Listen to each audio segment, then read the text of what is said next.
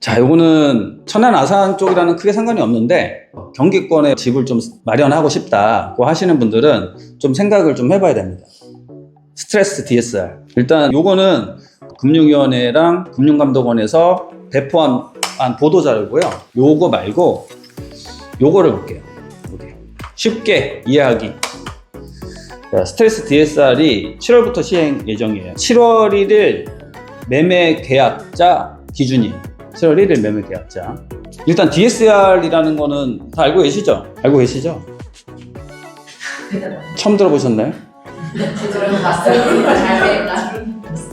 그래서 정확하게 정리할 수는 없지만 대충 의미는 알고 있어야죠. 이게 플레임은 뎁스 서비스 레이쇼인데, 근데 여기에 보면 기존 DSR이랑 스트레스 DSR이랑은 조금 다르죠.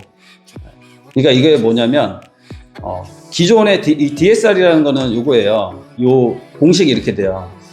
가계 대출의 연간 원리금 상환액의 총액. 연간 원리금 상환액의 총액. 원리금이라고 하면 원금과 이자를 포함하는 금액이에요. 원금 플러스 이자. 지금 우리 가계대출만이에요. 가계대출만이라고 하면 사업자 대출은 아니죠. 그죠? 그건 아니에요. 그래서 가계대출을 대부분 받으실 때 거치기간이 가계대출 거의 없어요. 거의 대부분 원금이랑 이자가 같이 갚아나가죠. 한 5, 6년 전에는 거치기간이 있었어요. 거치기간이 있어서 이자만 냈어. 근데 지금은 원금까지도 같이 갚아나가요. 그래서 예를 들어서 원금과 이자를 내가 4천만 원을 내. 원금 플러스 이자를. 근데 내 소득이 연봉이 1억이야. 그러면 4천 나누기 1억. 그러면 몇 프로? 40%예요. 그래서 지금 DSR은 40%에 맞춰져 있어요. 이게 DSR이 예전에는 더 약간 느슨했어. 예전에 어떻게 했냐면 금융기관별로 40%였어요. 그러면 예를 들어서 소득 1억인 사람이 1,000만 원만 대출 받을 수도 있잖아요. 1,000만 원에 이자가 나가는 대출만 받을 수 있잖아요. 그렇죠? 1,000만 원에. 그럼 그 사람은 DSR이 몇 프로예요? 10%야. 그럼 난 더 받고 싶잖아. 더 받고 싶. 난 60%야. 나는 60% 내면서도 난 내가 내 집 마련하고 싶어 하는 사람 낼 수 있잖아요. 그렇죠? 내가 연봉 1억인데 나는 6천만 원 이자 낼 거야. 가능하죠? 한 달에 500씩 내겠다는데 누가 뭐를 말릴 거야. 네. 그래서 그거를 평균을 내가지고 했었거든요. 근데 이게 한 3년 전쯤 해가지고 이게 차주별로 DSR이 바뀌었어요. 차주별. 그러니까 차주별로 무조건 40%를 받쳐. 이렇게 된 거죠. 그러면 금융기관별로 따졌을 때는 당연히 평균은 훨씬 하회하겠죠. 뭐 30% 초반, 뭐 20% 후반, 뭐 이 정도밖에 안 될 거예요. 이 DSR을 하는 목적이 뭘까요? DSR을. 가계대출 줄이는 거. 가계대출 왜 줄여? 왜 줄여야 되죠? 가계대출을? 회수하기 힘드니까. 파산하니까. 개인이 파산하든 말든. 지금도 근데 파산은 계속 하고 있는데. 지금은 걔도 우리 경매물건 보잖아요. 우리 경매물건 보면 제일 다 파산한 사람들 천진데. 아, 네, 역시. 어디서 들으셨나봐요?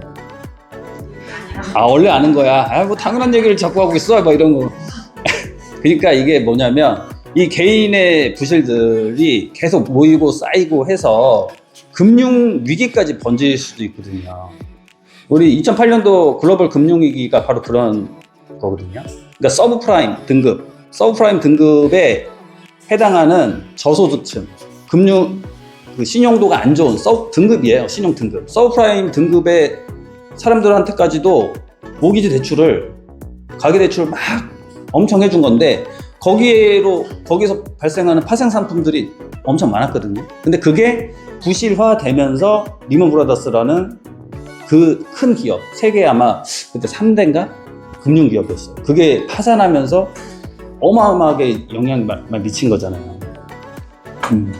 그거랑 똑같은 거예요. 그걸 막으려고 이 DSR이라는 제도를 통해서 이 개인을 보호하자는 것보다는 제가 봤을 때는 금융권, 금융위기까지 번져서 나라를 망하게 하는 그러한 걸 방지하려고 하는 게 바로 DSR.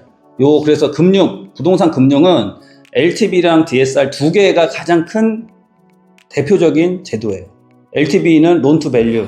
그래서 예를 들어서 1억짜리 집을 사는데 LTV가 무주택자 같은 경우에는 70%예요.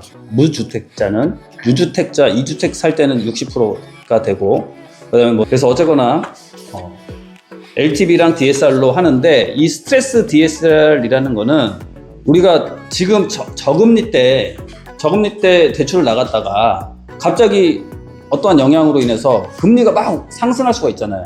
그러면 그 상승하게 되면 이자가 막 올라가게 되고 이자가 올라가면 당연히 이자 못 내는 가게들이 급증하고 그럼 그걸로 인해서 어떻게 해요? 경매가 막 쏟아질 거잖아요. 그럼 그거를 막자는 취지로 만들어진 거예요. 그래서 이 스트레스 DSR은 스트레스라는 이게 뭐냐면 가상의 가산금리예요. 가상의 가산금리. 그래서 이 스트레스는 스트레스 금리는 이렇게 결정됩니다. 과거 5년 내 가장 높았던 금리에서 현재 금리를 빼는 거예요. 요게 일단은 기본이에요, 기본. 이게. 예를 들어서 금융이 좀 안 좋아져서 금리가 막 올라가면 막 올라가는데 최고 금리까지 막 도달했어. 그러면 어떻게 돼요? 현재 금리랑 5년 내 최고 금리랑 동일해 버리면 스트레스 금리가 없는 거야. 그러면 문제가 없죠 또. 그래서 이렇게. 그래서 이걸 보시면 이걸 그래프로 보면 좀 편해요. 대출 한도가 이렇게 바뀝니다.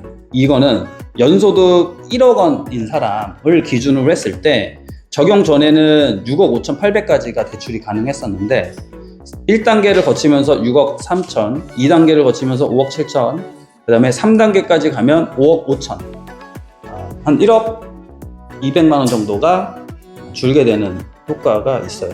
그럼 당연히 수도권, 이게 요 시뮬레이션은 수도권 주택 30년 만기 변동형 금리입니다. 그럼 내가 예를 들어서 수도권에 좀 주택을 사고 싶다고 했을 때는 당연히 많이 대출 못 받겠죠. 그럼 많이 대출을 받기 위해서는 여기 이 스트레스 DSR에 벗어나는 게 있어요. 요거 하면 스트레스 DSR 안 받습니다. 뭐냐면 고정금리로 하면 스트레스 DSR에 예외가 돼요. 아니 고정금리를 했다는 거는 변동금리에 대한 이 리스크 때문에 가산금리를 붙이는 건데 이거는 고정금리잖아요. 그러면 고정금리면 리스크가 없잖아. 네, 그래서 그거는 또 예외 사항이 됩니다. 자, 스트레스 DSR. 저희 학생들한테 얘기하니까 DSR 때문에 스트레스 받는다는 거 아닌가요? 근데 그것도 맞죠. DSR 때문에 대출 좀 더 받고 싶은데 못 받는 거니까 그 말도 틀린 말은 아니에요.